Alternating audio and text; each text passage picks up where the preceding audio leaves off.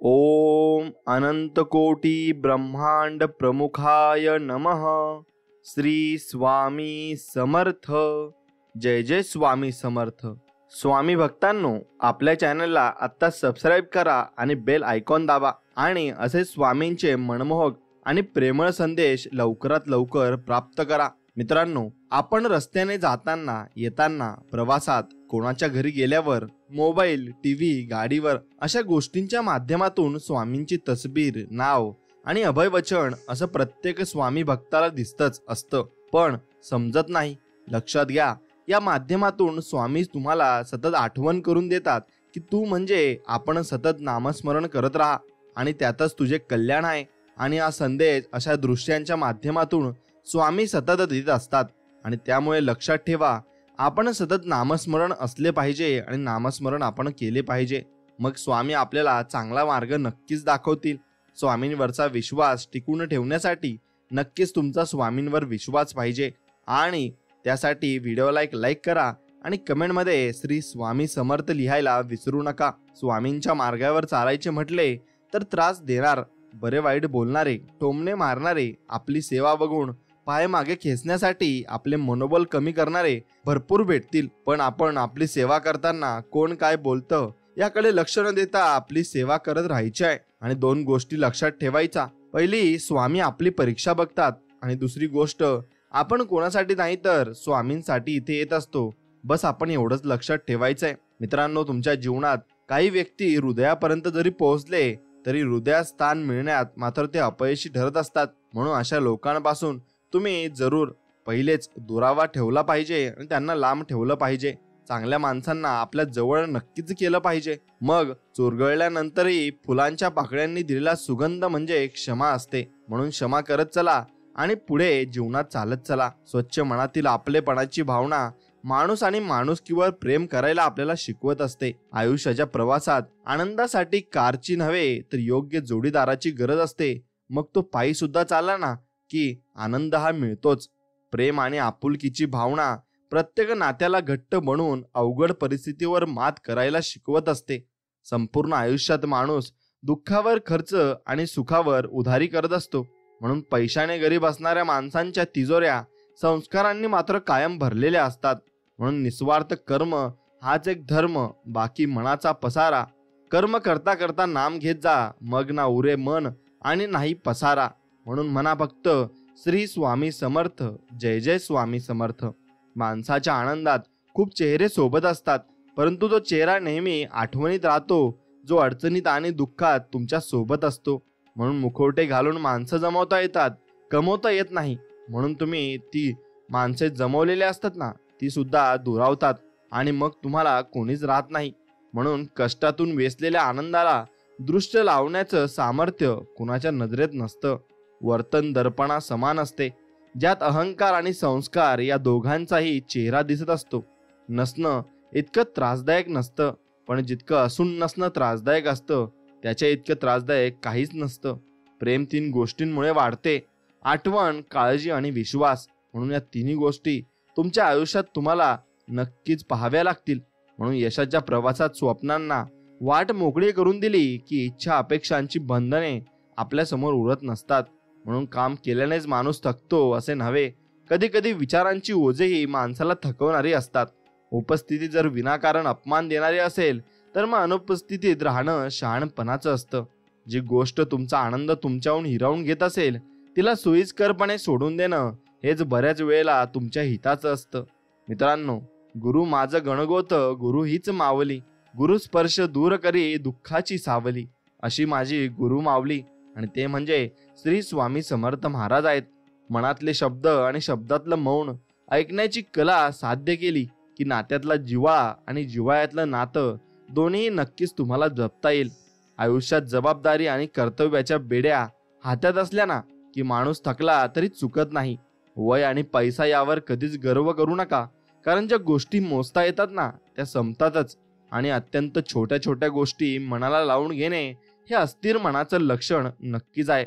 म्हणून सकारात्मक राहिल्यास आलेली संकटे, समस्या या सगळ्यांना सामना निर्भयपणे आणि निश्चितपणे तुम्हाला करता येतो। मृत्यूनंतर हा माणूस चांगला होता असे म्हणण्याची प्रथा आहे, आणि जिवंत माणूस ओळखता येत नाही. मग हीच खरी व्यथा आहे आणि ही व्यथा तुम्ही समजून माणसांना ओळखायला शिकलं पाहिजे. परिस्थितीच्या दुखण्याला जिद्द आणि कष्ट यासारखं दुसरं औषध कोणतंही असू शकत नाही. खांद्यावरच्या काही जबाबदाऱ्या ओझं म्हणून नाही तर अभिमान म्हणून मिरवायच्या असतात. म्हणून नाते सांभाळण्यासाठी दुसऱ्यांच्या चुका सांभाळून घेण्याची मानसिकता असणे गरजेचे असते आणि नाते टिकवण्यासाठी नको तिथे चुका काढण्याचे आणि टाळणे हे अत्यावश्यक असते. हे तुम्ही समजून घेतले पाहिजे.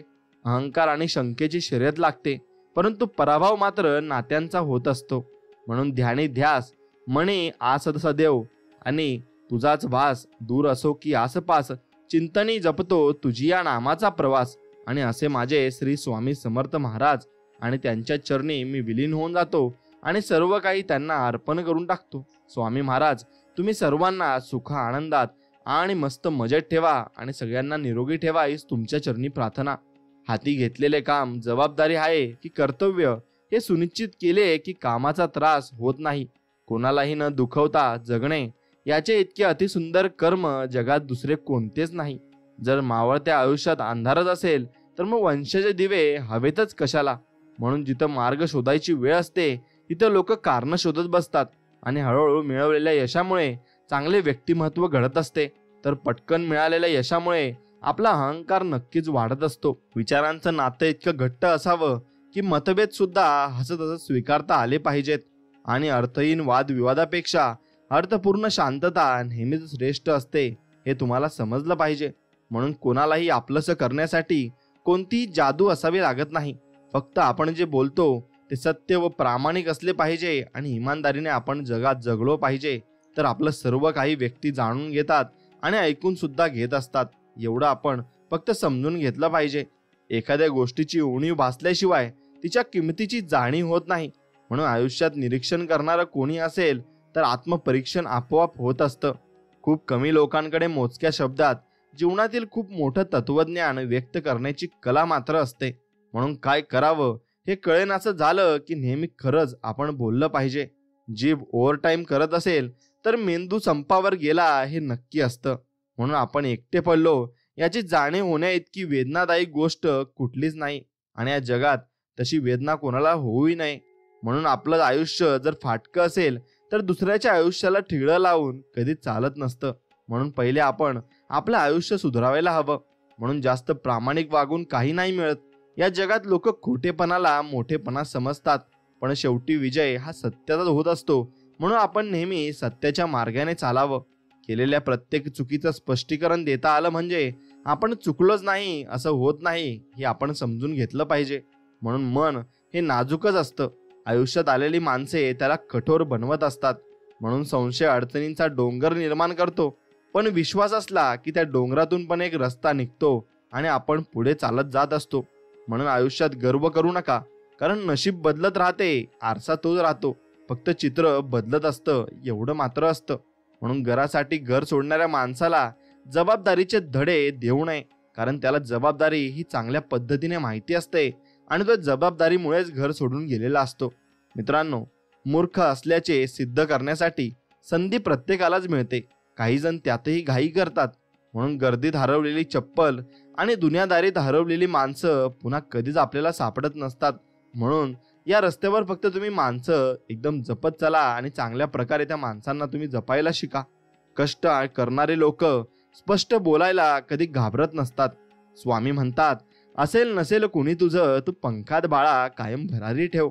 बदलेल हा एक दिवस तुझा, पण तू स्वतःवर फक्त बाळा विश्वास ठेव. मी तुझ्या पाठीशी कायम राहील आणि हाय हे फक्त तू लक्षात ठेव. म्हणून स्वामींच्यावर विश्वास ठेवून जीवनाचा प्रवास चालू ठेवावा आणि जीवनामध्ये भरपूर काही गोष्टी आपण मिळवू अशा आशेवर राहावे. नक्कीच तुमच्या सर्व आशा आकांक्षा आणि इच्छा स्वामी मनापासून पूर्ण करतील. नातं ते चांगलं असतं ज्याची सुरुवात मनापासून होते, गरजेपासून नाही. गरजेपासूनचं नातं हे लांबपर्यंत टिकत नाही, पण मनापासूनचं नातं हे लांबपर्यंत मात्र टिकत असतं. म्हणून कोणीही पाहत नसताना आपलं काम जबाबदारीने करणे म्हणजे प्रामाणिकपणा आहे. आणि तो प्रामाणिकपणा एकदा तुमच्या अंगात आला की भरपूर काही तुम्ही जीवनामध्ये मिळवून घेतलं असं तुम्ही समजू लागाल. म्हणून अभ्यास करूनही न समजणारा विषय म्हणजे आपण आहोत. म्हणून आपण पहिले स्वतःला समजून घेतलं पाहिजे आणि सर्व काही मग दुनियेचा भाग आपण वेगळा ठेवला पाहिजे, तरच आपण पुढे आयुष्यामध्ये जाऊ शकू. म्हणून समज कमी असेल ना, तर गैरसमज व्हायला नक्कीच वेळ लागत नाही. ज्ञानाने शब्द समजतात आणि अनुभवाने आपल्याला अर्थ समजत असतात. बुद्धिमत्तेच्या जोरावर श्रीमंत होता येतं, पण श्रीमंतीच्या जोरावर बुद्धिमान मात्र होता येत नाही. म्हणून प्रत्येकाच्या आयुष्यात येणारा संघर्षाचा काळ माणसाला जगायला शिकवत असतो आणि स्वतःची परिस्थिती स्वतःला समजू लागली की पावले योग्य दिशेने पडतात. म्हणून मनाची सुंदरता असली की कुठल्याही अहंकाराची आणि अलंकाराची गरज आपल्याला भासणार नाही. 100 मतलबी लोकांसोबत राहण्यापेक्षा एकटं राहिलेलं कधी 100 पट चांगलं असतं. कारण एकटं असलं की आपण स्वतःला जाणतो आणि स्वतःला मानतो आणि त्यानुसार आयुष्यात आपण जगत असतो. म्हणून मित्रांनो, स्वतःमध्ये विलीन होऊन जा आणि तुम्हाला काय वाटतं ते करा. नक्कीच तुम्ही जीवनामध्ये यशस्वी व्हाल. आपलं मनासारखं न वागणाऱ्या माणसांना चुकीचं समजणं हे सुद्धा आपल्या दुःखाचं सर्वात मोठं कारण आहे असं आपण समजू शकतो. म्हणून निष्ठुर माणसांच्या सहवासात असलेल्या संवेदनशील माणसाला मनस्तापाचं ओझं आयुष्यभर खांद्यावर व्हावं लागतं. मग जग जर स्वप्नांच्या पलीकडे पाहायचं असेल ना, तर मग स्वप्न देखील जगाच्या पलीकडेच तुम्हाला पाहावे लागतील आणि तसे स्वप्न तुम्हाला बघावे लागतील. म्हणून सुख आपण किती नावलौकिक मिळालं यात नसून आपण किती समाधानी आयुष्य जगलो यात आहे, हे फक्त तुम्ही लक्षात ठेवा. म्हणून दुसऱ्याला दाखवण्यासाठी कधीच जीवन जगू नका. तुमच्या स्वतःच्या सुखात तुम्ही जीवन जगा आणि स्वतःच्या सुखात तुम्ही राहा. नक्कीच तुम्हाला समाधान आणि तेवढा आनंद प्राप्त होईल. म्हणून स्वतःच्या सोयीसाठी दुसऱ्यांची गैरसोय करणं म्हणजे स्वार्थ आहे, एवढं फक्त तुम्ही ध्यानात ठेवलं पाहिजे. म्हणून करून पाहावी प्रार्थना कधीतरी. कोणताच मार्ग नसताना चिमूटभर मागितलं तर ओंजळभर देईल, काहीच शिल्लक नसताना. असे आहेत आमचे स्वामी महाराज. नक्कीच तुम्ही यांना प्रार्थना करा आणि बघा तुम्हाला केवढं देतात हे तुम्हाला समजणार सुद्धा नाही. आपल्याला आपल्यापेक्षाही जास्त ओळखणारी जमात म्हणजे नातेवाईक आहेत आणि ते आपल्याला ओळखत नसतानाही फक्त आपल्याला जज करत असतात. म्हणून कोणाचे चांगले तर कोणाचे वाईट असतात नातेवाईक. म्हणून तुम्ही त्याकडे लक्ष न देता आपल्या कामाकडे लक्ष दिलं पाहिजे आणि आपण समाधानाने जीवन मात्र नक्कीच जगले पाहिजे. म्हणून नकार देणं ही एक कला आहे, पण होकार देऊन काम न करणे ही खरी कला आहे आणि ही कला भरपूर लोकांकडे आहे आणि हे तुम्ही समजून घेतलं पाहिजे. म्हणून आयुष्यात कितीही चांगले वागा, पण कौतुक स्मशानातच होतं आणि शेवटीच आपलं गेल्यावरच माणसं कौतुक करत असतात. पण आपण असल्यावर कोणी आपल्याला मदतीला सुद्धा येणार नाही आणि एक वेळ आपल्याला फोन करून सुद्धा कोणी विचारणार नाही. म्हणून पाहिलेल्या पावसाळ्यांपेक्षा अनुभवले पावसाळे अधिक महत्वाचे असतात. चुकीच्या लोकांच्या नात्यात अडकून उदास राहण्यापेक्षा अनोळखी लोकात राहून आनंद राहिलेलं कधी चांगलं असतं. म्हणून चांगल्यांनी चांगलं पाहिलं, वाईटांनी वाईट पाहिलं. ज्याचे जसे विचार त्यांनी मला तसं पाहिलं. पण मी माझ्या मनामध्ये खूप चांगलं आहे आणि मी चांगले कामं करत आहे, यातच माझं सगळं समाधान आहे आणि असंच तुमचं समाधान सुद्धा असलं पाहिजे. म्हणून दुसऱ्यांची धुणी दूध बसणारे लोक स्वतःचं ध्येय कधीच प्राप्त करू शकत नाही. आपलं काही केव्हाही कुणा वाचूनही न अडणं याचंच नाव सुख आहे आणि तेच आणि त्यातच समाधान आहे, हे तुम्ही समजून घेतलं पाहिजे. तुम्ही माझी कामापुरती आठवण काढा, मी तुम्हाला नावापुरता लक्षात ठेवील. असे काही लोक आपल्या जीवनामध्ये येतात, मग त्यांना पण तेवढ्याच कामापुरतं आपण लक्षात ठेवलं पाहिजे. यशामागचे कष्ट हे फक्त यशस्वी झालेल्या व्यक्तीलाच माहिती असतात आणि तो कोणाला सांगूही शकत नाही आणि कोणी ते कष्ट त्याचे समजूही शकत नाही. म्हणून जबाबदारी नावाचा विषय कोणत्याही शाळेत शिकवला जात नाही. एकदा का जबाबदारी आली की आपल्याला सगळे कळत असते आणि सगळे रस्ते आपल्याला दिसत असतात. म्हणून रस्ता असो किंवा आयुष्य, लोक फक्त एकमेकांना ओव्हरटेक करण्यात प्रयत्न करत असतात. म्हणून एक लक्षात ठेवा, कल्पनेच्या जगात सत्याची ठेस लागली की माणूस वास्तवतेच्या जगात येऊन पडत असतो. म्हणून अस्तित्वावर प्रश्नचिन्ह निर्माण झाल्यावर स्वाभिमान जागा होत नाही आणि कधी कधी असं वाटतं कशाला आलं शहाणपण, त्यापेक्षा खूप छान होतं आपलं ते बालपण आणि त्यात आपण निस्वार्थपणे सगळी कामं करत होतो आणि निस्वार्थपणे आपण जीवन मात्र जगत होतो. मित्रांनो, एक गोष्ट लक्षात ठेवा, संस्काराची शिदोरी सोबत असली की विचारांची ज्योत चमकत राहते. म्हणून हृदयात मंदिरात अंधार असेल ना, तर घरातल्या देवाऱ्यात दिवा लावून कधीच आपला फायदा नसतो. म्हणून आयुष्याच्या तराजूत अनुभवाचं वजन नेहमीच जास्तच असतं आणि आपल्या कर्तव्याचं ओझं उचलता आलं की जबाबदारीची व्याख्या ही आपोआप आपल्याला समजत असते. म्हणून विचारांची उंची वाढवायची असेल तर पुस्तकांची भिंत मोठी असावी लागते, जे आजकाल उभारणे बंदच झाले आहे. म्हणून तुम्ही पुस्तकं वाचायला शिका, भरपूर ज्ञान तुम्हाला त्यातून मिळेल. म्हणून पुस्तकं जर नसताल वाचत तर एखादा हुशार व्यक्ती तुमच्या जवळ ठेवा आणि त्याला सर्व नॉलेज असेल. तो व्यक्ती तुम्हाला सर्व काही सांगून जाईल. म्हणून आपल्या वयापेक्षा मोठ्या व्यक्तीबरोबर मैत्री करा. अनुभव न घेता ही आयुष्यात खूप काही तुम्हाला शिकायला मिळेल. ही गोष्ट मात्र नक्कीच खरी आहे. म्हणून योग्य वेळी न मिळणाऱ्या आवडत्या गोष्टी कालांतराने न पटणाऱ्या गोष्टीत यादीत सापडत असतात. म्हणून खूप जास्त अडथळे येऊ लागले की समजावं आपण यशाच्या अगदी जवळ आलो आहोत आणि यश आपल्याला लवकरच मिळणार आहे. म्हणून आयुष्यात जर खुश राहायचं असेल ना तर हसण्याचं कारण तुम्ही शोधत राहिलं पाहिजे. कुटुंब म्हणजे केवळ रक्ताचे नाते नाही तर तुम्हाला गरज असताना आधारासाठी धरलेला हात म्हणजे कुटुंब आहे. म्हणून शांत मुलं नेहमी आतून तुटलेली असतात आणि काही प्रेमामुळे तर काही जबाबदाऱ्यामुळे तुटलेले असतात. म्हणून त्यांना आपण समजून घेतले पाहिजे. काही नाती भाड्याच्या घरासारखी असतात. कितीही जपा काही कधीच होत नाही आणि काहीच त्यात घडत सुद्धा नाही. म्हणून मी पण वेगळा वेळेसारखाच आहे. कदर नाही करणाऱ्यांना पण भेटत नाही आणि म्हणून जो वेळेची कदर करत नाही त्यालाही वेळ परत भेटतही नाही. एवढं फक्त आपण लक्षात ठेवावं आणि वेळेला महत्त्व मात्र नक्कीच द्यावं. म्हणून आपल्या चुका सुधारण्यासाठी जो स्वतःशी लढाई करतो त्याला कुणीही हारू शकत नाही. वागण्यात खोटेपणा नसला की जगण्यात मोठेपणा लवकर आपल्याला मिळवता येत असतो. म्हणून तुम्ही शेवटपर्यंत प्रामाणिक राहा आणि चांगल्या मनाने तुम्ही जीवन जगत असा. शहाणा माणूस प्रत्येक वेळी एकांतात आणि कमजोर व्यक्ती नेहमी तो घोळक्यात असतो आणि हे आपण समजून घेतले पाहिजे. लोक एकच प्रश्न विचारतात, जमिनीचा तुकडा किती आहे आणि पगाराचा आकडा किती आहे. म्हणून पैसाही तुम्हाला तेवढाच कमवावा लागेल आणि पैशाच्या मागे धावत सुद्धा लागेल. कारण पैसा आहे तर सर्व काय आहे हे आपण समजतो. मग तसंच आहे. म्हणून लोक आपल्याला भाव देत नाही तर पैसा हा मित्रा कमवावाच लागेल. म्हणून दुसऱ्याच्या अडचणीत धावणारा स्वतःच्या अडचणीत मात्र एकटाच पळत असतो. आणि म्हणून कोणती लोक आपल्याला मदत करतील आणि कोणती नाही ते ओळखायला आपण शिकले पाहिजे. कर्म चांगली असली की पत्रिकेतला मंगळ देखील माणसाचा मंगलच करत असतो आणि हे तुम्ही निश्चित समजून घेतलं पाहिजे. आयुष्यात जे घडलंय ना आणि जे घडणार ते चांगल्यासाठीच. म्हणून फक्त विश्वास श्री स्वामी समर्थांवर असावा. बाकी तुम्ही स्वामींवर सोडून द्या, ते सर्व काही चांगलंच करतील. म्हणून वागण्यात खोटेपणा नको आणि फक्त चांगलेपणा असावा, प्रामाणिकपणा असावा आणि चांगले तुमचे मोठे ध्येय असावे. भागीदारी करायची असेल ना तर दुःखातच करा. सुखाचे दावेदार भरपूर असतात आणि भरपूर लोक आपल्यावर तेव्हा येत असतात आणि आपल्याला विचारत असतात आणि येऊन आपल्याला चांगल्या शुभेच्छाही देत असतात. म्हणून सौंदर्यावर गर्व असण्यापेक्षा संस्कारावर अभिमान आपल्याला असायला हवा. जगण्यावर मनसोक्त प्रेम करणाऱ्या आयुष्याविषयी कसल्याही तक्रारी आपल्या नसतात. म्हणून रंग पाहून माणसाचा स्वभाव शोधू नका. निष्ठावंत आणि चांगले लोक नेहमी साधारण असतात आणि ती एकदम सिंपल असतात. म्हणून त्या लोकांच्या सेवेत तुम्ही नक्कीच राहिलं पाहिजे. खुलेपणाने जगणाऱ्या एखाद्या व्यक्तीच्या दृष्टीतून केलेला प्रवास आणि पाहिलेलं जग हे जीव लावणारं असतं. म्हणून घराला आणि मनाला खिडकीशिवाय अर्थ नाही. म्हणून खिडकी त्याला नक्कीच पाहिजे.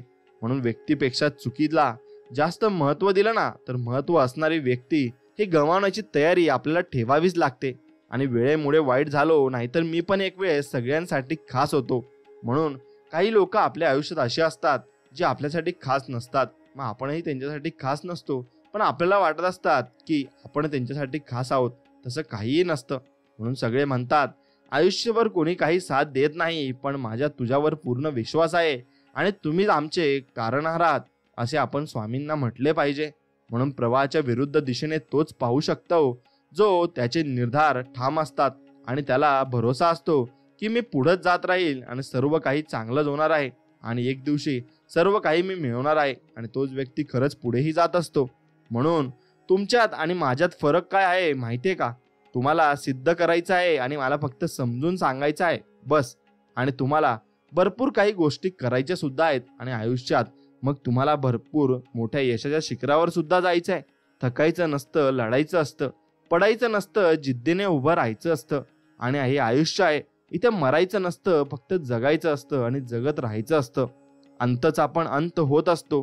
सर्वच कुठं अनंत असतो. श्रावण सुद्धा एकदा येतो. 12 महिने थोडी वसंत असतो. त्यामुळे आयुष्यात येणाऱ्या समस्येला तोंड देत चला आणि संयम ठेवा. कारण एक दिवस त्याचा सुद्धा अंत हा होणारच आहे.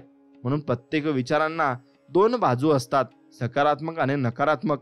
आता तुम्ही कोणती घेता त्यावरून तुमचा शहाणपणा सिद्ध होत असतो. म्हणून काही मिळाल्यावर अहंकार बाळगू नका. कारण देणारा आणि घेणारा एकच आहे. तो देव, फक्त त्याच्यावर विश्वास ठेवा. ज्या दिवशी तुला वडिलांचा त्याग आणि संघर्ष कळेल त्या दिवशी समजेलच काय योग्य आणि काय अयोग्य. म्हणून मी प्रत्येक नातं प्रामाणिकपणे जपलं, पण खरं सांगतो काहीच मिळत नाही वफादारी करून. आणि उत्तम पासून सर्वोत्तम तोच झालाय ज्यांनी संयम राखून खूप काही ऐकलंय आणि खूप काही सहन केलंय. म्हणून पात्रता कर्माने जन्माला येतो आणि प्रत्येक माणूस जन्माने शून्यच असतो, हेही तितकंच खरं आहे. म्हणून ओवता आलं पाहिजे, विणता आपोआप येतं. मग तो धागा असो किंवा नातं असो, सर्व काही नक्कीच आपण विणू शकतो. म्हणून मनाला मनाने मनोमन म्हणलं ना की मनही मनाचे मानत असतं. म्हणून तुम्ही मनाला मानवायला शिका. आणि जीवन म्हणजे आपल्या भावना आहेत आणि वास्तव्यातील तडजोड आहे. म्हणून कोणतीही गोष्ट साध्य करण्यासाठी शक्ती असून चालत नाही, तर त्याला सहनशक्तीची जोड मात्र निश्चित असावी लागते. आणि आनंदी आयुष्य जगायचं असेल तर स्वाद आणि वाद या दोन्हींचा त्याग आपण नक्कीच केला पाहिजे. आणि स्वाद सोडला तर शरीराला फायदा आणि वाद सोडला तर नात्याला फायदा होत असतो. म्हणून असं म्हणतात, नात्याला वचन आणि शर्यतीची गरज नसते, त्यासाठी दोन सुंदर विचारांवालेच पुरेसे असतात. म्हणून एक जो तुला समजून घेईल आणि एक जो त्याला समजून घेईल. मग आपल्याला समजून घेणारे फक्त स्वामी आहेत आणि त्यांच्यावर विश्वास आपला ठाम असायला हवा. बाहेरून शांत दिसण्यासाठी आतून खूप मोठं युद्ध आपल्याला लढावं लागत असतं. म्हणून स्वतःला तुझ्या प्रती समर्पित करणे हा माझा निस्वार्थ नक्कीच प्रेमाचा पुरवठा आहे. आणि तो पुरवठा आहे म्हणजे आपण फक्त स्वामी समर्थांच्या चरणी समर्पित होऊन जा आणि स्वामींवर सर्व काही सोपून टाका. बघा, तुम्हाला ते सर्व काही देतील आणि तुमच्या मनासारखं सुद्धा होईल. म्हणून प्रत्येक जण एक गोष्ट लक्षात ठेवली पाहिजे, जीवनात आपण लढत असतो आणि कष्ट करत असतो, पण तेव्हा आपल्या सोबतीला कोणी नसते. पण आपण विजयी झाल्यावर भरपूर माणसं आपल्या जवळ येतात. म्हणून तेव्हा आपण फक्त प्रामाणिकपणे प्रयत्न करत राहायचे. जेव्हा आपल्या जवळ कुणी नसतं तेव्हा आपल्याला काहीच समजत नाही. फक्त प्रामाणिकपणे आपण प्रयत्न करायचा, मग यश आपल्याला नक्कीच हमखास मिळेल. म्हणून ज्ञानानंतर जर अहंकार जन्म घेत असेल तर ज्ञान विष आहे, परंतु ज्ञानानंतर जर नम्रता जन्म घेत असेल तर ज्ञान ही अमृत आहे असं आपण समजू शकतो. म्हणून वाढत्या वयापेक्षा वाढत्या अपेक्षा माणसाला जास्त थकवत असतात. आणि सुख आपल्या हातात नाही, परंतु सुखाने जगणे हे नक्कीच आपल्या हातात आहे, एवढे आपण समजून घेतले पाहिजे. आणि मित्रांनो, एक गोष्ट लक्षात घ्या, प्रत्येक नात्याचं स्ट्रगल वेगळं असतं. आणि मग ते नातं तुम्ही पुढपर्यंत टिकून ठेवलं तर मग ते टिकत नक्कीच असतं. फक्त आपण नातं स्वामींशी चांगलं टिकून ठेवायला पाहिजे. त्यात तुम्हाला कोणताही अडथळा येणार नाही. विनाकारण आनंदी राहा, कारण खूप महाग असतात. म्हणून आनंदी राहिलेला व्यक्ती आयुष्य भरपूर जगत असतो आणि चांगल्या पद्धतीने यशही मिळवत असतो. मग ज्यावर आपला अधिकारच नाही तेच मिळवायचं म्हटल्यावर महाभारत तर होणारच आहे. आणि त्या महाभारत लढण्यासाठी तुम्ही फक्त तयार राहिले पाहिजे. कृष्ण तुम्हाला समजवण्यासाठी नक्कीच तुमच्या जीवनात येईल आणि देव तुम्हाला अनुभव देऊन जाईल. म्हणून नियत आणि विचार चांगले ठेवा. आणि मित्रा, चांगलं तर सगळेच बोलतात, पण तुम्ही प्रामाणिकपणे बोला आणि चांगल्या सत्याच्या मार्गाने चला. तुम्हाला सर्व काही लोक चांगले म्हणतील आणि चांगले ओळखतीलही. म्हणून कुठं मिळतात समजून घेणारे, जो कोणी येतो तो सर्व काही समजून जातो. म्हणून समजून घेणारे व्यक्ती आपण आयुष्यात जमवले नक्कीच पाहिजे. स्वामी भक्तांनो, गळ्यात कितीही सोनं घाला, ते अहंकार दाखवल्याशिवाय राहणार नाही. पण गळ्यात पवित्र तुळशीची माळ घाला, सारं जग रामकृष्ण हरी माऊली म्हणून वाकल्याशिवाय नक्कीच राहणार नाही. म्हणून देवासमोर उभे राहून तुम्ही काय मागताना यापेक्षा देवाकडे पाठ असताना तुम्ही कसं वागता यावर खूप काही गोष्टी अवलंबून असतात. म्हणून आपल्या घरी असा नियम बनवा की जेव्हा पण तुम्ही घरातून बाहेर पडता तेव्हा देवासमोर थोडा वेळ थांबून, हे भगवंता तुम्ही माझ्यासोबत चला असे म्हणा. कारण जरी तुमच्या हातामध्ये लाखाचे घड्याळ असेल ना, पण त्यावर दाखवणारी वेळ फक्त त्या परमेश्वराच्या हातात असते आणि तो परमेश्वर आपलं सर्व काही चांगलंच बघत असतो. म्हणून माऊलींच्या मंदिरातून आजपर्यंत कुणीही रिकाम्या हाती गेला नाही आणि जाणारही नाही. फक्त तुम्ही माऊलींनी आपल्या झोळीत काय टाकले हे समजण्याची कुवत तुमच्याजवळ मात्र नक्कीच असली पाहिजे. म्हणून माऊली सांगतात, कुणालाही न दुखवता जगणे याच्या इतके सुंदर कर्म या जगात दुसरे कोणतेच नाही. आणि ज्याला हे कळले त्याला वेगळे कर्म करण्याची गरज ही मात्र भागत नसते. म्हणून माऊली सांगतात, कोणी आपल्याला वाईट म्हटलं तर फक्त मनावर घेऊ नये, कारण या जगात असा कोणीच नाही ज्याला सगळे चांगले म्हणतील. म्हणून आपण ते समजून घेतले पाहिजे. नेहमी आईचे स्वप्न पूर्ण व्हावे हा आशीर्वाद मागा. तुम्हाला स्वतःसाठी कधीच मागायची गरज पडणार नाही, कारण ती आई आपल्यासाठी भरपूर काही मागत असते. आणि जेव्हा काही माणसांना तुमच्यातलं चांगलं सहन होत नाही ना, तेव्हा ते इतरांना तुमच्यातलं वाईट सांगायला हे सुरुवात करत असतात आणि ते वाईट बोलत असतात. म्हणून माणसाची बोलायला फोन आवश्यक असतो आणि देवाशी बोलायला मौन आवश्यक असते. फोन बोलायला धन द्यावे लागते, तर देवाशी बोलायला मन हे द्यावे लागते. आणि पैशाला महत्त्व देणारा भडकटतो, तर देवाला प्राधान्य देणारा हा जीवनामध्ये भरपूर काही सावरत असतो. म्हणून तो सर्व पाहत असतो. तुमची प्रार्थना, तुमची धडपड आणि तुमचा त्रास, तुमचा संयम आणि तुमचे कर्म, त्यानुसार देव नक्कीच तुम्हाला भरपूर काही देणार आहे. यावर विश्वास ठेवून फक्त चलत चला आणि पुढे तुम्ही चालत चला. बस तुम्हाला सर्व काही मिळेल आणि सर्व काही सिद्ध होऊन जाईल. म्हणून हेही दिवस सरतील. विश्वास ठेव माझ्यावर, तू एकटा नाहीस, मी तुझ्या पाठीशी आहे, असे स्वामी आपल्याला समजवत आहेत आणि स्वामी आपल्याला बोध नक्कीच देत आहेत. म्हणून क्षणाभराच्या सुखासाठी कोणाचा विश्वासघात होईल असं वागू नका. माणूस म्हणून जन्मास आलात, लाख मोलाची माणुसकी तुम्ही कधी विसरू नका. एवढं फक्त लक्षात ठेवलं पाहिजे. म्हणून ज्याचे कर्म चांगले आहे तो कधी संपत नसतो. सत्कर्मी माणसाला जीवनात अडचणी भरपूर येत असतात, परंतु त्या सुटून जातात आणि देव त्यासाठी मदत करायला त्या व्यक्तीला येत असतो आणि भरपूर काही त्या व्यक्तीला सांगून जात असतो आणि त्याच्या अडचणींमध्ये भरपूर काही मदत देव आपल्याला करत असतो.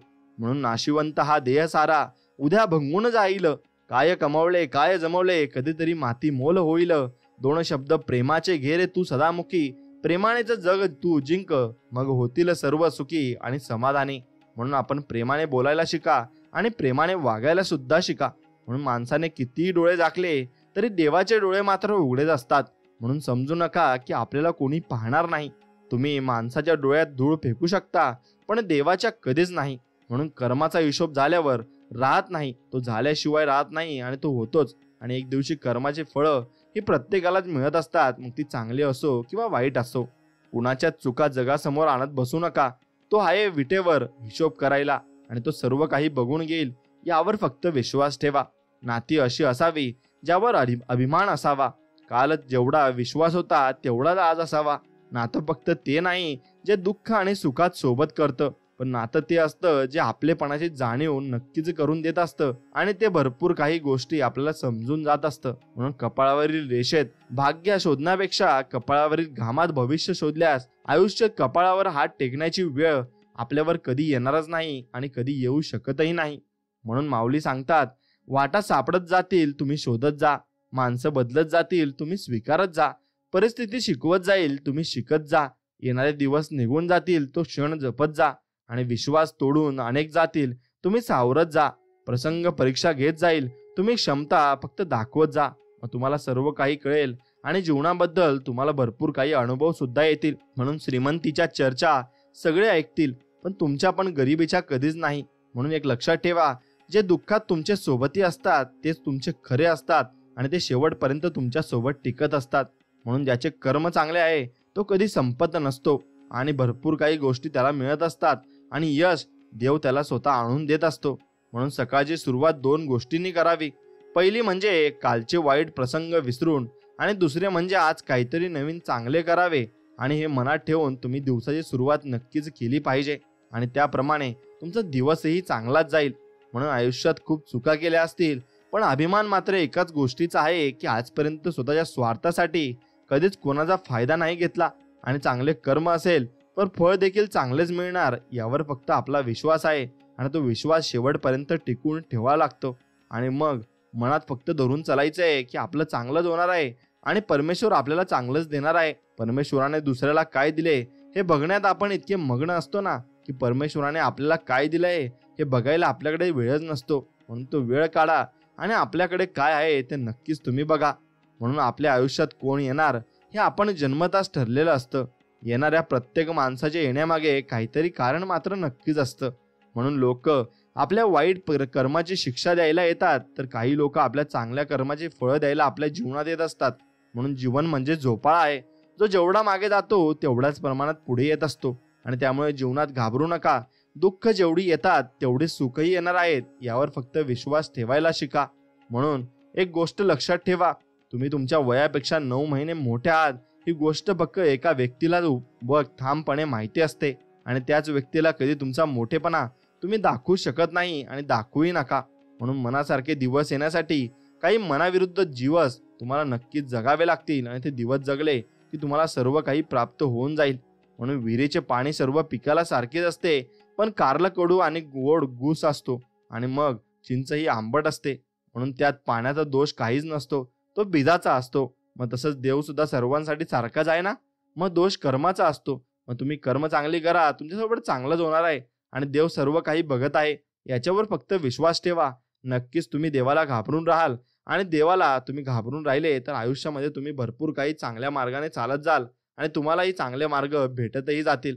म्हणून देवावर विश्वास असेल तर नक्कीच व्हिडिओला एक लाईक करून तुम्ही कमेंटमध्ये श्री स्वामी समर्थ, जय जय स्वामी समर्थ लिहायला विसरू नका. मित्रांनो, शरीराच्या सर्व कार्यांना अचेतन मन कसे नियंत्रित करते हे तुम्ही जाणून घेतले पाहिजे. तुम्ही झोपेत असावा जागे, तुमच्या अचेतन मनाच्या अथक व अवितरतपणे चालणाऱ्या कार्यामुळे तुमच्या शरीराची अति महत्वाची कार्ये अखंडपणे चालत राहतात आणि त्यात तुमच्या चेतन मनाने कोणतीही ढवळाढवळ करण्याची गरज नसते. जेव्हा तुम्ही झोपलेले असतात तेव्हाही तुमचे हृदय लयबद्ध रीतीने ठोके देत असते आणि तुमची छाती आणि फुफ्फुसांचे स्नायू तुमच्या फुफ्फुसात हवा भरत असतात व बाहेर काढत असतात. मग तुमच्या शरीराच्या पेशींच्या या कार्यातून निर्माण झालेल्या कार्बन डायऑक्साईडच्या बदल्यात तुम्हाला कार्यक्षम ठेवणारा ऑक्सिजन घेतला जातो आणि तुमचे अचेतन मन तुमच्या पचनक्रियेचे आणि शरीरांतर्गत ग्रंथींच्या स्रावांचे नियंत्रण करत असते. म्हणून तसेच तुमच्या शरीराच्या इतर अनेक जटिल व गुंतागुंतीच्या क्रिया घडून आणत असते आणि हे सगळे अविरत चालू असते. तुम्ही जागे असा वा निद्रिस्त, जर तुम्हाला तुमच्या शरीराची कार्ये तुमच्या चेतना मनाद्वारे घडवून आणण्यास भाग पाडले तर मग तुम्ही त्यात नक्कीच असफल व्हाल आणि कदाचित तुम्ही चटकन मरणाला शरण जाल. आणि या सगळ्या प्रक्रिया अत्यंत गुंतागुंतीच्या व परस्परांशी जोडलेल्या आहेत. म्हणून ओपन हार्ट सर्जरी करताना वापरले जाणारे हार्ट लंग हे मशीन आधुनिक वैद्यकीय तंत्रज्ञानातील चमत्कारांपैकी एक आहे. पण तुमच्या अचेतन मन वर्षानुवर्षे दिवसांचे 24 तास जे करते त्याच्या तुलनेत हे काम अगदी सोपे आहे. म्हणून समजा तुम्ही सुपरसोनिक जेटलाईन मधून प्रवास करीत असला, समुद्रावरून जात असताना विमान चालकाच्या कॉकपिटमध्ये गेला आहात आणि विमान कसे चालवायचे याची माहिती तुम्हाला नक्कीच नसते, पण वैमानिकाचे लक्ष विचलित करून एखादी समस्या निर्माण करणे मात्र तुम्हाला सहज जमेल. मग तशाच प्रकारे तुमचे चेतन मन तुमचे शरीर चालवू शकत नाही, पण अचेतन मनाच्या योग्य रीतीने काम करण्यात अडचण जरूर निर्माण करू शकते. म्हणून हृदय, फुफ्फुसे, जठर, आतडी यांच्या सर्व सामान्य कार्यात चिंता, काळजी, भय आणि हताशा हे अडथळे निर्माण करतात. आणि वैद्यकीय क्षेत्रातील लोकांना हे नुकतेच जाणवू लागले आहे की तणावाशी निगडीत म्हटले जाणारे आजार किती गंभीर आहेत आणि त्याचे कारण हेच आहे की असे नकारात्मक विचार तुमच्या अचेतन मनाच्या सुसंवादी कार्यात बाधा आणतात. आणि जेव्हा जेव्हा तुम्ही शारीरिक व मानसिक पातळीवर अस्वस्थ होता तेव्हा तुम्ही एकच उत्तम गोष्ट करू शकता आणि ती म्हणजे सगळे सोडून सैल व्हा आणि शिथिल व्हा आणि तुमच्या विचारचक्राची गती थांबवा आणि तुमच्या अचेतन मनाशी बोला आणि त्याला पुन्हा परमशांती, सुसंवाद आणि दैवी सुव्यवस्था प्रस्थापित करायला सांगा. आणि तुम्हाला आढळून येईल की तुमच्या शरीराच्या सगळ्या क्रिया समान स्तरावर आपल्या आहेत आणि त्या आल्या आहेत. म्हणून तुमच्या अचेतन मनाशी ठामपणे आणि अधिकार वाणीने बोलण्याची खातर जमा करा आणि ते तुमच्या आदेशांना पूर्ण करण्याचा प्रतिसाद नक्कीच देईल. म्हणून अचेतन मनाकडून कसे काम करून घ्याल. पहिली गोष्ट ही समजून घ्या की तुमचे अचेतन मन सतत कार्य करीत असते आणि तुम्ही त्याला काम करायला लावा किंवा लावू नका. ते रात्रंदिवस कार्यमग्न असते आणि तुमचे अचेतन मन तुमच्या शरीराचा निर्माता आहे, पण त्यांच्या निर्मितीची ती आंतरिक शांत आणि प्रक्रिया तुम्हाला सहजपणे जाणवणार किंवा ऐकू येणार नाही. म्हणून तुमचा संबंध नेहमी तुमच्या चेतन मनाशी येत असतो आणि अचेतन मनाशी नाही. म्हणून तुमचे चेतन मन नेहमी उत्तमत्वाचीच अपेक्षा करीत राहील आणि याची दक्षता तुम्ही घ्या आणि या गोष्टीची खात्री बाळगा. तुम्हाला नेहमी जे विचार करायची सवय जडली आहे ते विचार चांगल्या, सत्य, न्यायपूर्ण व सुसंवादी तत्वांवर आधारित असावेत. आणि आत्तापासूनच तुमच्या चेतन मनाची काळजी घ्यायला प्रारंभ करा. तुमच्या हृदयात आणि आत्म्यात ही गोष्ट खोलवर रुजवा की अचेतन मन हे नेहमी तुमच्या सवयींच्या विचारांना अनुसरून अभिव्यक्ती, पुनर्निर्मिती आणि अनुभव निर्मिती करीत असते. आणि लक्षात असू द्या की ज्याप्रमाणे पाणी ते ज्यातून वाहते त्या पाईपाचा आधार धारण करते आणि त्याचप्रमाणे तुमचे जीवन सिद्धांत तुमच्या विचारांच्या प्रकृती अनुसार असतील असे ठामपणे सांगा की तुमच्या अचेतन मनाचे औपचारिक तत्व तुमच्यात सुसंवाद, आरोग्य, शांती, सुख आणि विपुलतेच्या रूपात वाहत आहे. आणि साकार मूर्तिमंत बुद्धिमत्तेच्या किंवा तुम्हाला मार्गात भेटलेल्या प्रिय सहप्रवासाच्या रूपात त्याची कल्पना करा आणि पक्का विश्वास बाळगा की ती सतत तुमच्यात प्रवाहित होऊन तुम्हाला तेजस्वी, प्रेरित आणि उन्नत बनवित आहेत. आणि मग ती शक्ती तुमच्या विश्वासाबरोबर हुकूम प्रतिक्रिया नक्कीच करेल आणि तुमचा विश्वासही नक्कीच खरा करील. म्हणून अचेतन मनाचे उपचारक सिद्धांत नेत्रज्योती पुन्हा जागवतात आणि जगात सुप्रसिद्ध असलेल्या धर्मस्थळांपैकी सर्वात मोठे धर्मस्थळ दक्षिण पश्चिम फ्रान्समधील लॉर्ड्स येथे आहे. आणि तेथे वैद्यकीय विभागाचे दप्तर आणि त्या अनेक फायलींची गच्च भरलेले आहे. आणि ज्या चमत्कारिक उपचार म्हणता येतील अशा हजारो अनधिकृत केसेसही सर्वास्थिर नक्कीच नोंद आहे. आणि अशा अनेक केसेसपैकी एक उदाहरण आहे ते मादाम बायरचे. आणि तिची नेत्रमज्जा झिजून जाऊन निकामी झाल्याने ती अंध झाली होती. आणि लॉर्ड्सला आल्यावर तिची दृष्टी परत आली होती. आणि तिला तपासणाऱ्या अनेक डॉक्टरांनी हे प्रमाणित केले होते की तिची दृष्टी नसतंतू अजूनही निकामी झाले होते आणि तरी ती पाहू शकत होती. म्हणून एका महिन्यानंतर तिच्या दुसऱ्या तपासणीत असं स्पष्ट दिसू लागले की तिची दृष्टी यंत्रणा पूर्ववत सामान्य झाली आहे. आणि मग मला पूर्ण खात्री आहे की मादाम बायर ही धर्मस्थळांच्या पाण्यामुळे बरी झाली नव्हती. तिला बरे करणारे तिच्या अचेतन मन होते आणि ज्याने तिला श्रद्धेला प्रतिसाद दिला. आणि तिच्या अचेतन मनातील उपचारक सिद्धांतांनी तिच्या विचारांच्या स्वरूपाला अनुसरून प्रतिक्रिया केली. आणि श्रद्धा म्हणजे अचेतन मनात नक्कीच असलेला एक विचारच असतो. आणि श्रद्धा म्हणजे एखादी गोष्ट सत्य म्हणून स्वीकारणे असतं. म्हणून असा स्वीकारलेला विचार स्वतःच त्याची अंमलबजावणी आपोआप करतो आणि तशीच करतही असतो. म्हणून निश्चितच मादाम बायर या त्या धर्मस्थळाला पूर्ण श्रद्धेने आणि मोठ्या आशेने गेली होती. आणि तिच्या मनात ठाम विश्वास होता की तिथे ती बरी होणारच. आणि त्या विश्वासामुळे तिच्यात उपस्थित असलेल्या उपचारक बळाला मुक्त करून तिच्या अचेतन मनाने तिला असाच प्रतिसाद दिला. आणि त्या अचेतन मनाने डोळ्यांची निर्मिती केली. हे नक्कीच एका मृत नासपेशीला पुन्हा सजीव करू शकते. म्हणून ज्या रचनात्मक सिद्धांतांनी निर्मिती केली त्याच सिद्धांतांनी पुनर्निर्मिती केली. आणि तुमचा जसा विश्वास असेल तसेच तुमच्या बाबत घडेलही.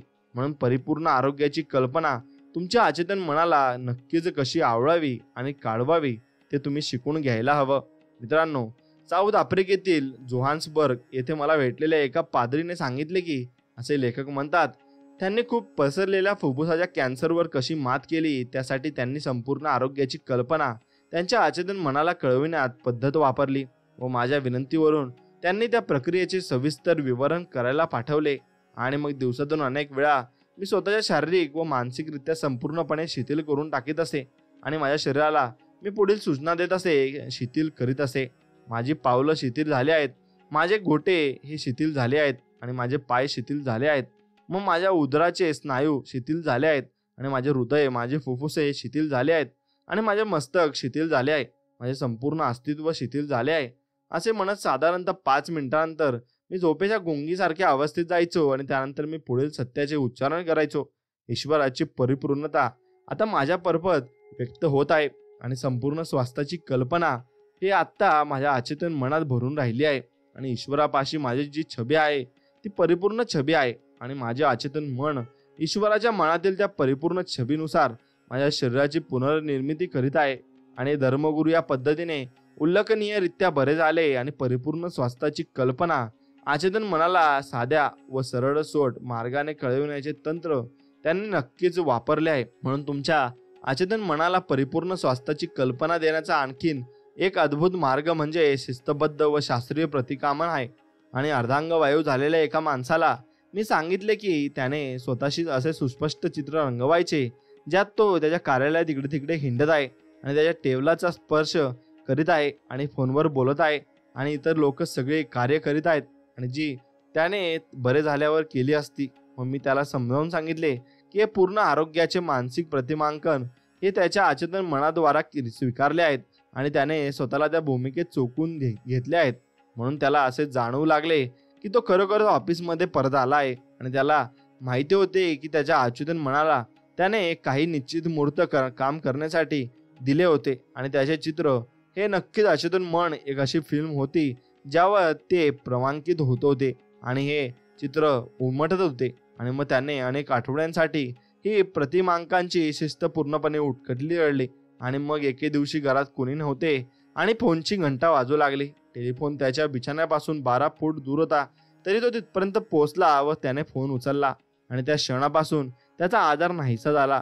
आणि त्याच्या मानसिक प्रतिकामांकाला अचेतन मनाने प्रतिसाद दिला आणि तो बरा झाला. आणि नक्कीच एक लक्षात ठेवा, हा माणूस एक मानसिक अडथळ्याने पीडित होता आणि जो त्याच्या मेंदूत निर्माण होणाऱ्या मज्जा आवेगांना त्याच्या पायापर्यंत जाण्यापासून परावृत्त करायचा आणि त्यामुळे तो चालू शकत नव्हता. जेव्हा त्याने त्याचे लक्ष त्याच्या आतील उपचारक शक्तीकडे वळविले, त्याने त्याच्या एकाग्रतेचे लक्ष केंद्रित करण्यातून शक्ती प्रमाण वाहू लागला व तो पुन्हा चालू लागला. आणि तुम्ही विश्वास ठेवून प्रार्थनेत जे काही मागाल ते तुम्ही प्राप्त करत असता. म्हणून लक्षात ठेवण्यायोग्य तुम्हाला भरपूर काही गोष्टी असतील आणि त्या लक्षात तुम्ही ठेवायलाही हवा. एवढा फक्त तुमचा विश्वास त्याच्यावर असायला हवा. तुमचे अचेतन मन तुमच्या शरीराच्या सर्व महत्त्वपूर्ण प्रक्रियांचे नियंत्रण करते व त्याला सगळ्या प्रश्नांची उत्तरे ही माहिती असतात. म्हणून झोपी जाण्यापूर्वी तुमच्या अचेतन मनाकडे विशिष्ट विनंती करा आणि नक्कीच त्याच्या चमत्कार घडून आणणाऱ्या शक्तीचा खुदा प्रयत्न करा. मित्रांनो, तुम्ही तुमच्या अचेतन मनावर ज्या विचारांची छाप अंकित करता ते विचार परिस्थिती, अनुभव आणि घटनांच्या रूपात व्यक्त होत असतात. म्हणून तुमच्या अचेतन मनात प्रवेशणाऱ्या सगळ्या कल्पना व विचारांवर काळजीपूर्वक लक्ष द्या. आणि क्रिया प्रतिक्रियेचा नियम सर्वांव्यापी आहे आणि तुमचा विचार हा क्रिया आहे. आणि जर तुम्हाला या विचाराला तुमच्या अचेतन मनाने आपोआप दिसेल आणि प्रतिसाद की प्रतिक्रिया या आपल्याला विचारांबाबत सतर्क व सगळ्या विफलता अपूर्ण राहिलेल्या इच्छांमुळे ते निर्माण होतात. आणि जर तुम्ही अडथळे, विलंब आणि अडचणींचाच विचार करीत राहिलात तर मग तुमचे अचेतन मन तशाच रीतीने प्रतिसाद देईल व तुम्ही आपल्या हिताचा मार्ग नक्कीच शोधाल. म्हणून जीवन सिद्धांत तुमच्यात लयबद्ध व सुसंवादीपणे प्रभावित होऊ लागतील. आणि जर तुम्ही सहेतुकपणे व ठामपणे म्हणत राहाल की माझा विश्वास आहे की ज्या अचेतन शक्तीने मला ही शक्ती, इच्छा दिली आहे, तीच शक्ती आता माझ्यापर्यंत ती इच्छा पूर्ण करीत आहे. आणि यामुळे तुमचे सगळे संघर्ष मिटतील आणि तुमची चिंता, काळजी आणि भय तुमच्या हृदयाच्या, फुफ्फुसाच्या व इतर अवयवांच्या सामान्य लयीत ढवळाढवळ करू शकते. म्हणून तुमच्या अचेतन मनाचे सुसंवाद व स्वास्थ्य आणि शांतीच्या विचारांनी पोषक करा आणि नक्कीच तुमच्या शरीराचे सर्व कार्य पुन्हा पूर्ववत होतील आणि ते सामान्य होतील. म्हणून तुमच्या चेतन मनाला सदोदित सर्वोत्तमाच्या अपेक्षेत गुंग करा आणि तुमचे अचेतन मन हे पूर्वनिष्ठेने तुमच्या सवयींच्या विचारांना साकार नक्कीच करील. म्हणून तुमच्या समस्येचा उगद आणि सुखद निराकरणाची किंवा अंताची कल्पना करा आणि परिपूर्तीचा रोमांच अनुभवा. म्हणजे मग तुम्ही जी कल्पना कराल व अनुभवाल त्याचा स्वीकार तुमचे अचेतन मन करेल व तुम्हाला प्रत्यक्षात तसेच परिणाम देखील मिळतील आणि ते तुम्हाला समजून घ्यावे लागेल. म्हणून प्राचीन काळातील मानसिक उपचार कसे होते हे आपण जाणून घेऊ. युगायुगांपासून प्रत्येक खंडातील, परिवेशातील व संस्कृतीतील लोकांना ते उत्स्फूर्तपणे माहिती होतं की कुठेतरी अशी औपचारिक शक्ती आहे आणि वास्तव्य करते जी व्यक्तीच्या शरीराच्या क्षमता व कार्यांना पुन्हा कार्यक्षमतेच्या व सामान्य स्थितीला आणू शकते. म्हणून शक्य शकते व त्याला निरामय बनवू शकते. म्हणून एक गोष्ट लक्षात ठेवा, विशिष्ट परिस्थितीत जागृत करता येते आणि जर ती योग्य प्रकारे जागृत झाली ना तर मानवी वेदनांचे उच्चाटन होते. पण प्रत्येक देशाचा इतिहास हा विश्वास व खरा आपल्याला आयुष्य खरं करण्याचा असतो आणि असा असंख्य असतो. म्हणून मित्रांनो, जगाच्या प्रामाणिक इतिहासात लोकांवर चांगल्या किंवा वाईट परिणाम गुप्तपणे मिळवण्याचा आणि करण्याची ताकद तसेच आजार आहेत. आणि म्हणून करण्याची शक्ती फक्त धर्मगुरू आणि साध्वी व पवित्र लोकांमध्ये होती असे मानले जायचे. आणि त्यांच्याजवळ थेट ईश्वरापासून मिळालेली विशिष्ट शक्ती आहे आणि ज्यामुळे आजार देखील बरे होतात आणि असा त्यांचा दावा होता. म्हणून देशातील कानाकोपऱ्यात बरे करण्याच्या पद्धती व प्रक्रिया जरी नैशी वेगवेगळ्या होत्या पण त्यात समाधान, ईश्वराची नम्रपणे भावना आणि नक्कीच तसेच आजारी व्यक्तीच्या शरीरावरील हात ठेवून मंत्रोच्चार करणे आणि मंत्र देखील ते देखील लाईव्ह आणि मग तुम्ही त्यात करू शकता. आणि मंत्र मारलेला ताईत देखील तुम्ही घालता. म्हणून भारलेल्या अंगठ्या, प्रतिमा, भस्म इत्यादींचा वापर केला जातो. आणि म्हणून नक्कीच उदाहरणार्थ प्राचीन रोमन काळात धर्मगुरू त्यांच्या पुरातन देवळात योग्याला नक्कीच काहीतरी मादक औषधी आणि देत आणि त्यांना गुंगी आल्यावर संमोहनाद्वारे सूचना देत. म्हणून रोग्याला सांगितले जायचे आणि त्यांच्या निद्रित अवस्थेत नक्कीच त्यांना ईश्वर हे भरपूर काही दाखवत असतो आणि भेट देत असतो व त्यांचा आजार बरा करील.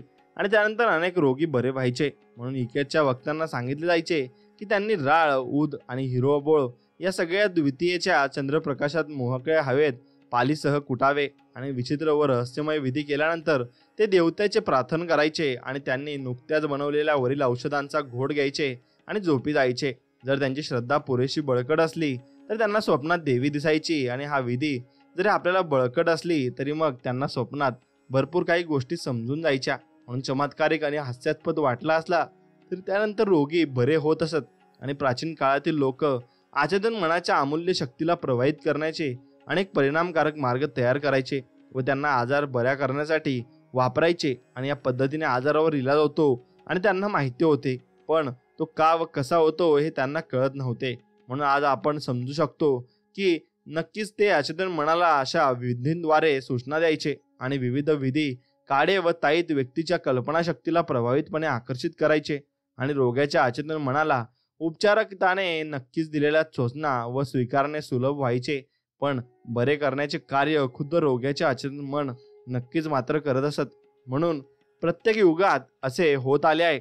आणि जेव्हा अधिकृत वैद्यकीय उपचारांनी हात टेकलेले असतात व रोग्यांनीही आशा सोडलेली असते, तेव्हा अशा अनधिकृत उपचारांना उल्लेखनीय व सफलतेचे परिणाम मिळत असतात. आणि गोष्ट विचार करण्याजोगी आहे. म्हणून जगात सगळ्या भागातील अशा उपचारांनी उपचार केले तसे का आणि तसे कसे, याचे उत्तर एवढेच आहे की रोग्यांनी हा उपचार नक्कीच डोळे झाकून विश्वास ठेवला व त्यामुळे त्यांच्या स्वतःच्या अचेतन मनात नक्कीच वास्तव करून राहिलेली उपचार शक्ती ही मुक्त झाल्यामुळे ते बरे होऊ शकले. आणि उपचारामुळे वापरलेल्या पद्धती व इलाज जितक्या चमत्कारिक व विविध तितक्याच रीतीने ही काहीतरी आगळी वेगळी गोष्ट नक्कीच असाधारण शक्तिशाली असणार. आणि असे मानण्याची शक्यता व रोगाच्या अशा अपेक्षापूर्ण उत्तेजित मानसिकतेमुळे आणि अवस्थेमुळे त्यांच्या चेतन व अवचेतन मनाला स्वास्थ्याचे व सूचक स्वीकारणे सोपे जायचे. आणि हा मुद्दा पुढच्या प्रकरणात अधिक सविस्तरपणे नक्कीच आपण वाचून घेऊया आणि तो तुम्ही ऐकून नक्कीच घ्या. हे विधान पुन्हा वाचा आणि त्यात वापरल्या गेलेल्या काळातील फरकाकडे लक्ष तुम्ही दिले पाहिजे. ते विधान आहे अचेतन मनाच्या शक्तीच्या उपयोगाचे नक्कीच प्रसंग आहेत. जेव्हा तुम्ही प्रार्थना करता तेव्हा विश्वास ठेवा की तुम्हाला जे काही हवे आहे ते तुम्हाला मिळत आहे आणि ते तुम्हालाच मिळेलच. म्हणून तुम्ही त्याच्यावर विश्वास ठेवणे तेवढंच गरजेचं आहे. विश्वास ठेवणे व मिळत आहे ही क्रियापदे वर्तमान काळात आहेत, तर मिळतील हे भविष्य काळ आहे. आणि वाक्याच्या व्याकरणामधील दरवरच्या फरकाद्वारा उत्साही लेखक आपल्याला मोठ्यात मोठी महत्वाची गोष्ट सांगत आहे. आणि जर आपण ते तथ्य खरे मानले व त्यावर विश्वास ठेवला की मग आपली इच्छा आधीच पूर्ण झाली आहे आणि तर ती इच्छा एक भावी गोष्ट म्हणून साकार देईल. म्हणून या तंत्राचे यश या ठाम विश्वासात आहे की तो विचार की कल्पना ते चित्र आणि अधिक वास्तविकता बसून गेले आहेत.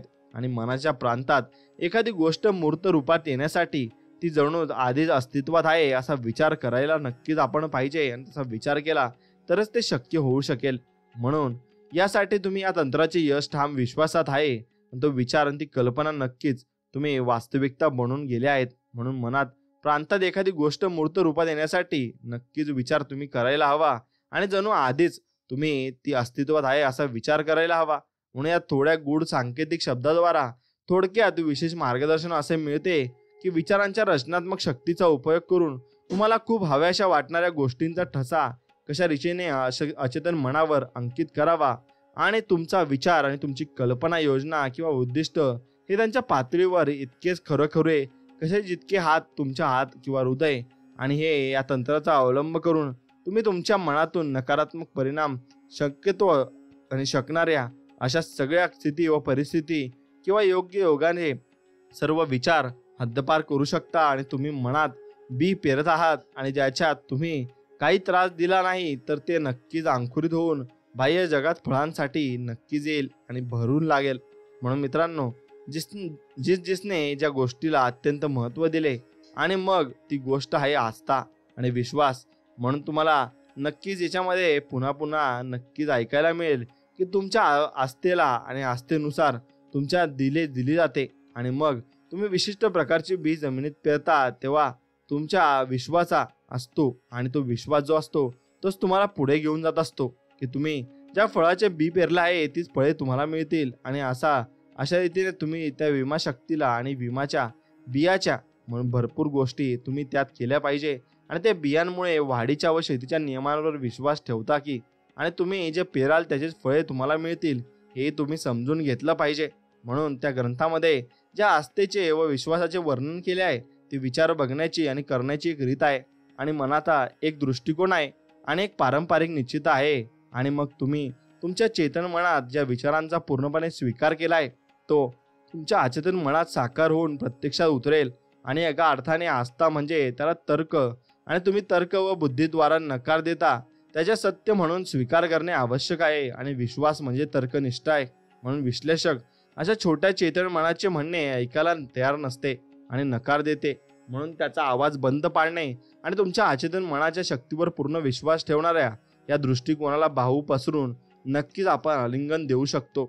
म्हणून आणि जेव्हा ते घरात आले तेव्हा ते अंध लोक आहे आणि हे ईसा नक्कीच त्यांनी सांगितले.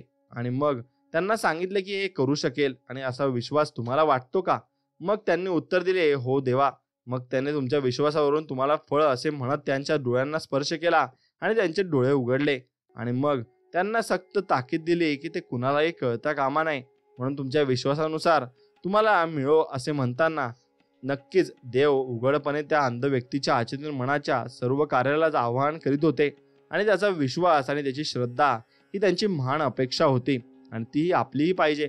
म्हणून काहीतरी चमत्कार घडणार आहे आणि त्याची प्रार्थना फळणार आहे आणि याची आंतरिक आणि भावना होती. म्हणून ठाम समजूत होती.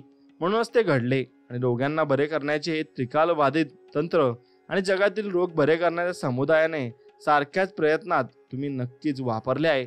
मग ते कोणत्याही धर्माशी संलग्न असोत आणि इतर कुठलाही आणि कोणालाही कळता कामा नये. म्हणून असे सांगून नक्कीच देव बरे झालेल्या लोकांना निक्षून सांगतात की त्यांनी त्यांच्या बरे होण्याची चर्चा इतरांशी करू नये.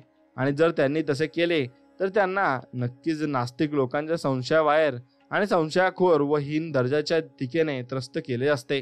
आणि त्यामुळे त्यांच्या अचेतन मनाला भीती, शंका व काळजीच्या विचारांनी घेतलेले असेत. नक्कीच त्यांनी देवाच्या स्पर्शाने त्यांना झालेला लाभ निकामा झाला असता. म्हणून त्यांनी शक्तिशाली अधिकार वाणीने शुद्ध अशुद्ध आत्मांना आज्ञा केली आणि ते बाहेर आणि आत गेले. म्हणून जेव्हा आजारी व्यक्तीकडे नक्कीच देव बरे होण्यासाठी आपल्या तेव्हा त्यांच्या स्वच्छता आणि स्वतःच्या श्रद्धेमुळे आणि जोडीला नक्कीच देव श्रद्धा व अचेतन मनाच्या बरे करण्याच्या शक्तीच्या ज्ञानामुळे बऱ्याच झाल्या होत्या. आणि त्यांनी जो हुकूम दिला तो खरं होणार असे त्यातून आतून वाटत होते. आणि मग नक्कीच देव आणि ते मदत करणारे लोक एका सर्वव्यापी व्यक्तिनिष्ठ मग त्या मनात बसले आणि त्यांना ते समजून गेलं. आणि म्हणून ते नक्कीच तुम्हाला मदत करण्यासाठी येत असतात. फक्त तुम्ही ते समजून घेतले पाहिजे. मित्रांनो, त्यांची उपचारक शक्तीची जाणीव व त्यावरील श्रद्धेचे व रोग्यांच्या अचेतन मनातील नकारात्मक विध्वंसक रचना बदलून टाकली पाहिजे. आणि त्यांचे बरे म्हणजे या आंतरिक बदलाला आपोआप मिळालेली प्रतिक्रिया आहे. आणि त्याचा आदेश म्हणजे त्या रोगांच्या अचेतन मनाला केलेला उपग्रह आहे आणि आग्रह आहे म्हणून होता. आणि तसेच त्यांनी अधिकार वाणीने उच्चारलेल्या शब्दांना रोग्याचे आणि अचेतन मन प्रतिक्रिया करीतच राहील याबद्दल त्यांना जाणीव होती व पूर्ण विश्वास होता. म्हणून जगातील विविध धर्मस्थळी होणारे चमत्कार जगाच्या प्रत्येक खंडात, प्रत्येक जगी आणि प्रत्येक धर्मस्थळे आहेत. आणि जिथे भरपूर उपचारही केले जातात पण रोगी बरे होतात. यापैकी काही जगप्रसिद्ध आहेत तर काही इतरांची माहिती फक्त अशा स्थळाच्या आसपास राहणाऱ्या लोकांना असते. आणि असे स्थळ प्रसिद्ध असो वा नसो पण अशा ठिकाणी होणारे उपचार हे या कारणाने आणि तेच होत असतात. आणि मग अचेतन मनाच्या त्याच शक्तीमुळे ते नक्कीच होत असतात. आणि अचेतन मनाची शक्ती खूप मोठी आहे, ती तुम्ही जाणून नक्कीच घेतली पाहिजे. इथं मी आबाल वृद्धांना त्यांच्या मूर्तीच्या पायाशी विविध गोष्टी वाहताना पाहिले आहे. आणि पैसे, फळे, तांदूळ, मैत्री आणि मेणबत्त्या पेटवलेल्या असायच्या. मग उदबत्त्या उठत आणि जळत असायच्या आणि नक्कीच नवस केले जायचे. ते एक तरुण महिला मी प्रार्थना पुटपुटत वाकून 2 सत्री खात होतो आणि वाहताना पाहिले. म्हणून तिचा आवाज तिला परत दिल्याबद्दल ती बुद्धाचे नक्कीच आभार मानत होती आणि ती आपला आवाज हरकून बसली होती. पण त्या धर्मस्थळी तिला तो पुन्हा मिळाला. आणि जर तिने काही विविध केले आणि उपवास केले तर काही विशिष्ट नैवेद्य दाखविला तर बुद्ध तिचा गाणारा आणि गळा तिला पुन्हा मिळवून देतील. आणि तिच्या साध्या सरळ विश्वासाने तिच्या श्रद्धा व आशेची ज्योत जागृत केली आणि तिच्या मनात अढळ निष्ठा होती. आणि तिच्या अचेतन मनाने तिच्या विश्वासाला प्रतिसाद दिला होता. आणि तो विश्वासाला प्रतिसाद दिला तरच ती पुढे पुढे जात राहिली आणि ती गोष्ट ती विसरून गेली. म्हणून तुमच्या अचेतन मनाला तुम्ही नक्कीच मूर्ख बनवलं पाहिजे. कल्पना आणि अंधविश्वासाची शक्ती नक्कीच अतिशय युक्तिपूर्ण नाही. आणि याचे काम एक अर्थपूर्ण आणि आश्चर्यपूर्ण उदाहरण म्हणजे क्षयरोगाने पीडित असलेल्या पश्चिम ऑस्ट्रेलियातील पर्थमध्ये राहणारे माझे एक नातेवाईक आहेत असं लेखक म्हणतात. आणि क्षयरोगाने त्यांच्या फुफ्फुसांना पोखरून टाकले होते आणि त्यांच्या मुलाने त्यांची स्वतःला बरे करावे म्हणून त्यांना मदत करायचे ठरवले. आणि मग त्यांनी त्यांच्या वडिलांना सांगितले की त्याला एक अजब शक्ती धारण करणारा रखडणारा संन्यासी भेटलाय जो सारखा फिरत असतो. आणि मग युरोपमधल्या अत्यंत प्रसिद्ध अशा बरे करण्याच्या धर्मस्थळी दीर्घकाळ राहिल्यानंतर तो नुकसानात येऊ तिथून परतला. आणि तिथे त्याने नक्कीच क्रॉसचा एक छोटा तुकडा जडवलेली अंगठी प्राप्त केली होती. आणि मी तिथून जे मध्यमयुगीन काळातील आहे आणि अनेक शतकांपासून त्या अंगठीच्या किंवा क्रॉसच्या तुकड्याच्या स्पर्शाने अगणित रोगी गोप्तमुक्त झालेले आहेत आणि रोगमुक्त त्यांना केलेले सुद्धा आहे. म्हणून जेव्हा त्याने ऐकले तेव्हा त्याने त्या साधूला त्याच्या वडिलांच्या आजारपणाबद्दल सांगितले व ती अंगठी देण्याची भीक मागितली. तेव्हा तो साधू त्यासाठी तयार झाला व त्याने त्या साधूला स्वच्छेने 500 रुपयांच्या सामानाची भेट दिली. व जेव्हा त्याने आपल्या आईवडिलांना ती अंगठी दाखवली तेव्हा त्यांनी ती त्याच्याकडून जवळजवळ हिसकावून घेतली आणि ती अंगठी आणि त्यांच्या हृदयापाशी धरली आणि मूकपणे प्रार्थना केली आणि झोपी गेले. आणि सकाळपर्यंत ते रोगमुक्त झालेही. मग सगळ्या वैद्यकीय चाचण्यातही हेच सिद्ध झाले. म्हणून अशा प्रकारे उपचार प्रत्येक काळात होत असतात. पण या किस्सातील अत्यंत महत्त्वाची बाब म्हणजे त्या मुलाने सांगितलेली सुरस कथा केवळ काल्पनिक होती. आणि खरे तर त्या मुलाने रस्त्यातून लाकडाचा एक तुकडा उचलून सोनाराकडे नेला होता व जुन्या काळाच्या डिझाईनच्या एका अंगठीत बसून ती अंगठी आपल्या वडिलांना दिली होती. म्हणून तुम्हाला कळेलच असेल की रस्त्याच्या किनाऱ्यावरून उचललेल्या या लाकडी तुकड्याकडे त्यांना वडिलांच्या निश्चित बरे केले नव्हते व अत्यंत तीव्रपणे जाग्या असलेल्या त्यांच्या कल्पनेने आणि बरे होण्याच्या श्रद्धेपूर्ण आशेने त्यांना बरे केले आहे. आणि कल्पना श्रद्धेशी किंवा व्यक्तिगत भावनेशी जोडली गेली आणि मग दोन्हींच्या संयोगाने नक्कीच त्यांच्या जाग्या झालेल्या अवचेतन मनाच्या आणि शक्तीने त्यांना बरे केले होते. म्हणून वडिलांना हे कधीच समजले नाही की त्यांच्याशी अशी चलाखी केली गेली आहे. जर त्यांना हे कळाले असेल तर त्यांचा आधार पुन्हा बजावला असता. आणि मग पण ते अज्ञातात असलेल्या तसे झाले नाही आणि ते पूर्णपणे बरे झाले. व त्यानंतर 15 वर्षानंतर वयाच्या 89व्या वर्षी दुसऱ्याच कारणाने ते वारले होते. म्हणून एक सर्वव्यापी उपचार तत्व तुम्ही आकारलं पाहिजे. आणि एक जग जाहीर आहे आणि तथ्य सुद्धा आहे. म्हणून विशिष्ट विविध उपचार पद्धतीत अत्यंत आश्चर्यकारक उपचाराचे लेखी पुरावे आहेत. आणि ते सगळे पाहिले म्हणजे तुम्ही स्पष्टपणे असा निष्कर्ष काढू शकाल की या सगळ्यांमध्ये एखादा अवयव आणि प्रक्रिया असावी जी या सगळ्यांबाबत नक्कीच समान असावी. आणि अर्थात तसेच आहे. आणि जो उपचारक अवयव म्हणजे अचेतन मन आणि ती उपचारक प्रतिक्रिया आणि मग श्रद्धा या मूलभूत सत्याबाबतचा खोलवर तुम्ही विचार नक्कीच केला पाहिजे. तुम्ही तुमच्या मानसिक कार्याची विभागणी करून एक वेतन मनाला व दुसरे अचेतन मनाला नक्कीच तुम्ही दिले पाहिजे. नक्कीच मित्रांनो, तुमचे अचेतन मन हे नेहमी सूचनेच्या आणि शक्तीच्या अधीन असते. म्हणून त्यांना सूचना तुम्ही देत चला आणि ते त्यांच्या अधीन असतात. म्हणून तुमची सूचना ते लवकर ऐकतील. म्हणून तुमच्या सगळ्या क्रिया, स्थिती आणि शरीराच्या संवेदना यावर अचेतन मनाचे संपूर्ण नियंत्रण असते. म्हणून तुम्हाला खात्रीने माहीतच असेल की कोणत्याही व्यक्तीला संमोहित करून त्या अवस्थेला तिच्या सूचना दिल्या जातात आणि कोणाच्या रोगाची लक्षणे निर्माण केली जाऊ शकतात. आणि उदाहरणार्थ संमोहित केलेल्या व्यक्तीला सूचना देऊन तिच्या शरीराचे तापमान वाढवता येते, चेहरा लाल करता येतो आणि दिलेल्या सूचनेनुसार व्यक्तीला थंडी वाचून हुळहुळी भरून येते. म्हणून तुम्ही तिला सूचित करू शकता की तिला पक्षाघात अर्धांगवायू झाला आहे आणि तो चालू शकणार नाही. म्हणून तिच्यावर तसेच परिणाम होतील. आणि संमोहनाच्या परिणामाखालील व्यक्तीच्या नाकाखाली थंड पाण्याचा कप धरून त्याला सांगितले की हा कप काळ्या मिऱ्यांनी भरलेला आहे आणि याचा तुम्ही नक्कीच हे घ्या. म्हणून ती व्यक्ती वारंवार जोराजोराने शिंकू लागेल. आणि तुम्हाला काय वाटते की त्या शिंकण्याचे कारण काय असावे? पाणी किंवा ती सूचना? मग नक्कीच ती सूचना आहे. म्हणून गाजर व गवताची ॲलर्जी असलेल्या एखाद्या संमोहित करून त्याच्या नाकासमोर नकली फूल किंवा रिकामा ग्लास धरून सांगितले ते गाजरागवत आहे आणि त्याला हा व्यक्ती गाजरागवतच्या ॲलर्जीची नेहमी दिसून येणारी लक्षणे निर्माण होतील.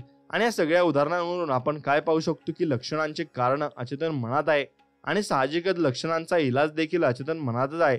म्हणून अस्थिचिकित्सा, अक्युपंक्चर, कॉर्पोरेट प्रॅक्टिस, क्वांग आणि निसर्गोपचार या अशा विविध वैद्यकीय उपचार पद्धती उल्लेखनीय रोग बरे असतात. आणि मग तसाच नक्कीच त्यांना परिणाम जगातील विविध धार्मिक संप्रदायांच्या रूढी परंपरा होत असतो. पण इलाज हे अचेतन मनाद्वारेच केले जातात. आणि तेच एकमेव रोगामुक्त करणारे तत्व असतात. त्या तत्वानुसार आपण नक्कीच चालले पाहिजे. त्या तत्वानुसार चाललात तर मग तुम्हाला एवढं मिळेल की तुम्ही ते सांभाळू शकणार नाहीत. म्हणून तुम्ही त्या तत्वानुसार चालायला शिका आणि तुम्हाला जीवनामध्ये भरपूर काही प्राप्त होईलच. आणि याच्यावर फक्त तुम्ही विश्वास ठेवला पाहिजे आणि तुमच्या अचेतन मनावर तुम्ही विश्वास ठेवला पाहिजे. जेवढा जास्त अचेतन मनावर विश्वास राहील तेवढाच जास्त तुमचा अचेतन मनासारखा विश्वास स्वामींवर राहील. आणि स्वामींवर त्याचा सर्वात जास्त विश्वास असतो तो व्यक्ती आयुष्यामध्ये भरपूर पुढे जात असतो आणि भरपूर प्रगतीही करत असतो. कारण स्वामींचा स्वतः हात त्याच्या डोक्यावर असतो आणि मग त्याला कशाची भीती नसते आणि कशाची गोष्टीची काळजी करण्याची गरजच नसते. म्हणून मित्रांनो, एक लक्षात ठेवा, फक्त स्वामींचे नामस्मरण दररोज करा आणि दररोज स्वामींना नमस्कार करून घरातून बाहेर पडा. एवढं मात्र तुम्हाला निश्चित करायचं आहे. आणि एवढं केलं तर तुम्हाला देव भरपूर काही देईल, हेही त्यात शंका नाही. म्हणून व्हिडिओ आवडला असेल तर व्हिडिओला लाईक करा आणि बेल आयकॉन ऑन करा आणि नक्कीच कमेंटमध्ये लिहा श्री स्वामी समर्थ. जय जय स्वामी समर्थ. धन्यवाद मित्रांनो.